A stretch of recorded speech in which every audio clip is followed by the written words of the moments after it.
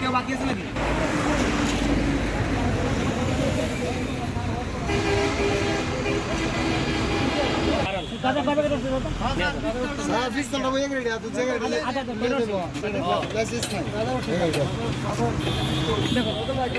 একটা 4 কেজি দেড় করে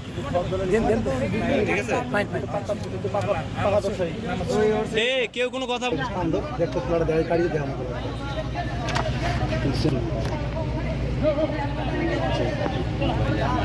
আপনাদের মোবাইল আছে নাকি বলে আর মোবাইল নিয়ে টানা দেয় মোবাইল নিয়ে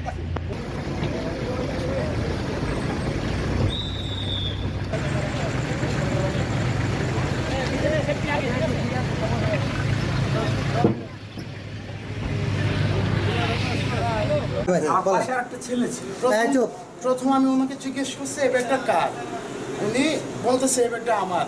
আমি বলতেছি আপনি একটু খুলেন তো ব্যাগটা, আমি একটু দেখবো, এখানে তো অনেক কিছু আর আগে গাঁজা বা ফেন্সি পাওয়া গেছে, এই ব্যাগটা আমি দেখি আপনি একটু খুলেন। উনি নিজের হাতে বলছে, খোলার পরে একটা পাওয়ার পরে বলতেছে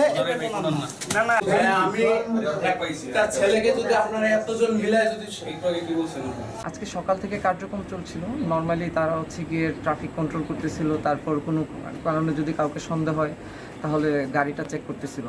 এরই মাঝখানে সকাল থেকে সন্ধ্যা পর্যন্ত আমরা তেমন কিছুই পাইনি।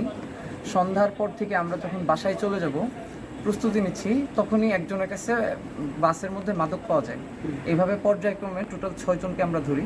টোটাল 6 জনের মধ্যে 5 জনের কাছে মাদক পাওয়া যায়। মাদকের মধ্যে ছিল ফেন্সিডিল, গাঁজা, আর একজনের কাছে অস্ত্র পাওয়া গেছে। তার কাছে একটা অবৈধ গাড়ি পাওয়া গেছে, যে গাড়ির কোনো কাগজপত্র নেই, ঠিক আছে। তার গাড়িতে 5 বোতল ফেন্সিডিল পাওয়া গেছে, কিছু জায়গা জমির দলিল পাওয়া গেছে। তার গাড়িতে ভিআইপি হর্ন ছিল, যেগুলো আগে ছাত্রলীগ বা সরকার দলীয় লোকেরা ক্যাডারগুলো ইউজ করতো, ভিআইপি হর্ন। এবং তার কাছে একটা অস্ত্র পাওয়া গেছে, সে বলতেছে তার এই অস্ত্রের লাইসেন্স আছে, কিন্তু সেই লাইসেন্সের কোনো সত্যতা আমরা বুঝতে পারি নাই, যেহেতু আমাদের এই ব্যাপারে কোনো অভিজ্ঞতা নেই। হ্যাঁ, তো আমরা তাদেরকে সেনাবাহিনীর কাছে তুলে দিচ্ছি।